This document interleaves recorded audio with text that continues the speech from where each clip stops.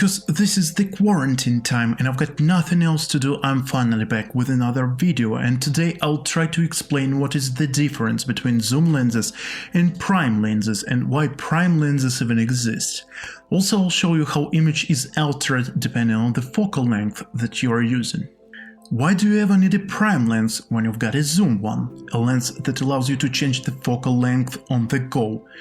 Well, not everything is that simple. Zoom lenses are generally much more difficult to manufacture, that's why prime lenses are usually much faster than zoom ones.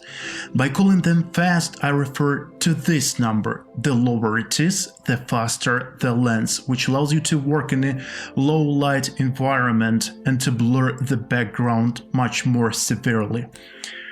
Most professional zoom lenses' aperture can go as low as 2.8, some of them can be found at 2.0, yet prime lenses can go as low as 1.8, 1.4, 1.2 and even lower. That's why prime lenses still exist, plus they are cheaper.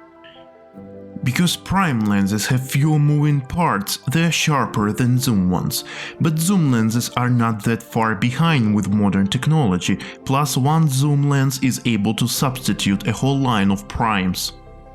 Now let's look how image would differ if we change the focal length. Right now I'm filming myself with zoom lens 24-70 2.8, which is set to 70mm. A quick remark here, I'm filming in 4K, which on my camera has a slight crop factor. It is just 1.3, but still I had to mention.